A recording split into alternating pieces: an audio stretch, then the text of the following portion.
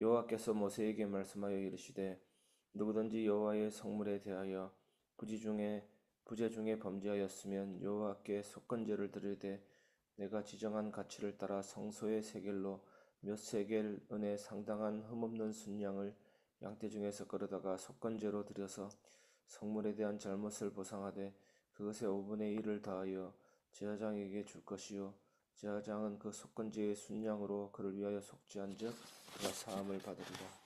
아멘. 잃어버린 성물을 회복하는 은혜 예수 그리스도입니다. 우리의 신앙생활을 돌아보면 우리는 종종 하나님께 드린 것을 가볍게 여기고 잃어버릴 때가 있습니다. 처음에는 하나님을 향해 드렸던 순수한 사랑, 진실한 헌신, 뜨거운 예배의 열정이 있었지만 세월이 지나가면서 무뎌지고 사라지는 것을 경험하게 됩니다. 우리는 때때로 부지 중에 알게 모르게 하나님의 성물, 곧 하나님께 드린 삶과 예배, 사랑과 헌신을 훼손하고 맙니다. 그러나 오늘 본문 레위기 5장 14절에서 16절은 우리에게 놀라운 소망을 줍니다. 하나님은 이런 우리를 단호히 버리시지 않으시고 다시 회복시키기 위해 길을 마련해 주셨다는 것입니다. 이 회복은 단순한 수리가 아닙니다. 바로 하나님의 아들 예수 그리스도를 통한 완전한 회복입니다. 오늘 이 말씀을 통해 우리의 무뎌진 신앙과 예배, 교회와 삶이 어떻게 치유받고 회복되고 오히려 넘치는 은혜로 다시 일어설 수 있는지 함께 살펴보려고 합니다. 첫 번째, 하나님의 성물을 범한 죄는 가볍지 않습니다. 레위기 5장에서는 부지 중에 성물을 범한 경우에도 반드시 속건제를 드리라고 명령합니다. 여기서 알 수 있는 것은 무지나 실수로 저지른 죄라도 하나님 앞에서는 결코 가볍게 여겨지지 않는다는 것입니다. 여러분, 성물 이러니까 물건처럼 생각이 되는데 하나님의 성물은 단순한 물질이 아닙니다. 그것은 하나님과 우리 사이의 거룩한 언약을 상징하는 것입니다. 우리 시대의 성물은 무엇입니까? 바로 교회입니다. 성도입니다. 예배입니다.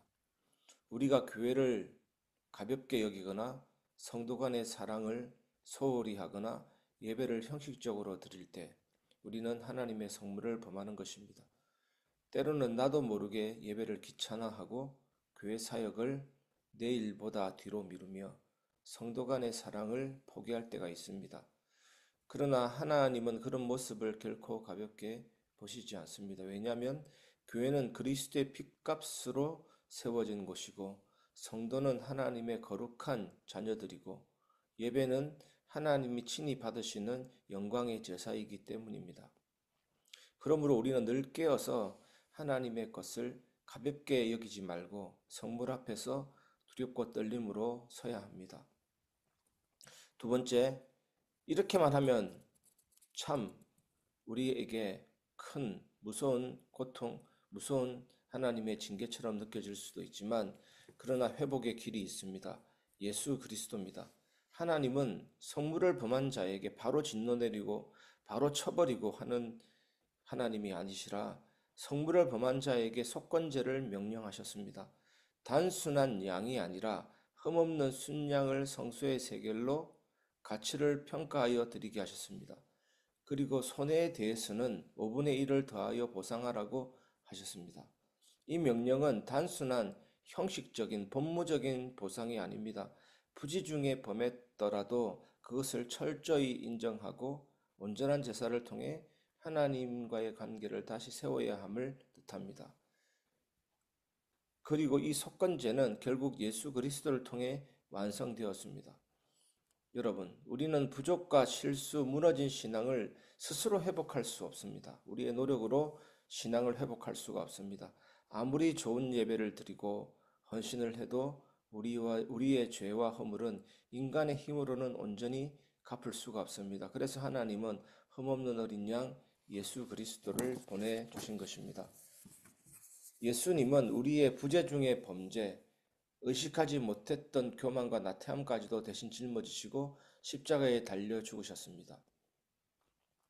이제 우리는 예수 그리스도의 피로 언제든지 다시 회복될 수 있습니다.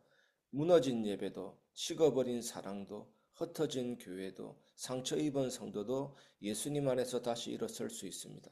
예수님 앞에 나오기만 하면 하나님은 우리를 정결하게 씻으시고 다시 시작하게 하십니다. 세 번째, 회복 이후에는 5분의 1을 더하는 삶을 살라입니다. 하나님은 속건제를 명령하실 때 단순히 원상복구만 하라고 하지 않으셨습니다. 범한 것에 5분의 1을 더하여 보상하라고 하셨습니다. 이것은 회복 이후의 삶을 가리킵니다.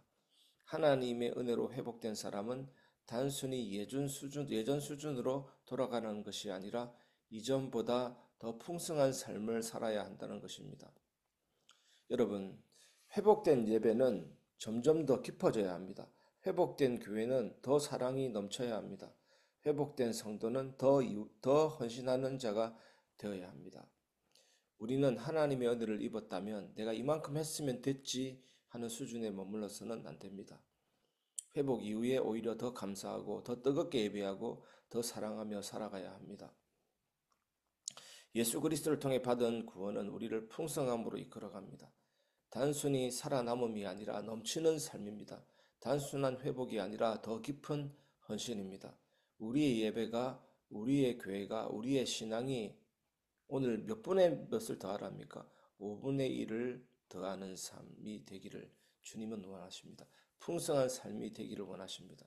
그리고 그렇게 살아가는 자에게 하나님이 응답하십니다. 여러분, 많은 기도가 있을 것입니다. 이렇게 5분의 1을 더하는 삶을 사는 자에게 하나님은 응답하십니다. 치료하십니다. 확신과 기쁨을 더욱 넘치게 부어주십니다.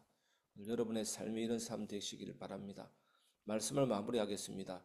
예수 안에서 다시 살아나는 교회와 성도입니다. 레위기 5장 14절에서 16절은 단순히 구약시대의 제사법을 넘어서 오늘을 살아가는 우리에게 생생한 은혜를 전해줍니다. 우리는 부지 중에 하나님의 성물을 범할 때가 많지만 교회, 성도 간의 사랑, 예배 이 부분에 대해서 범할 때가 많지만 하나님은 우리를 버리지 않으시고 회복시키십니다.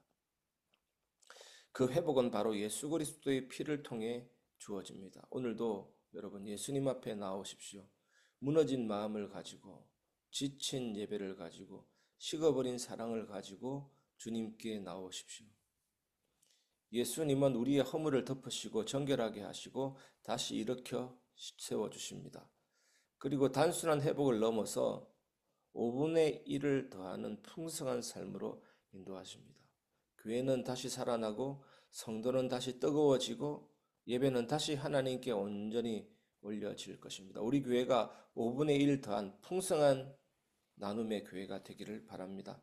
예수 그리스도 안에서 응답과 치료와 확신이 오늘 우리 가운데 넘칠 것입니다. 그러므로 낙심하지 말고 다시 하나님께로 돌아가십시오. 다시 예배하고 다시 사랑하고 다시 헌신하십시오. 하나님은 반드시 회복시키시고 넘치는 은혜를 부어주실 것입니다. 이 믿음으로 오늘 살아가시기를 주님의 이름으로 축원합니다.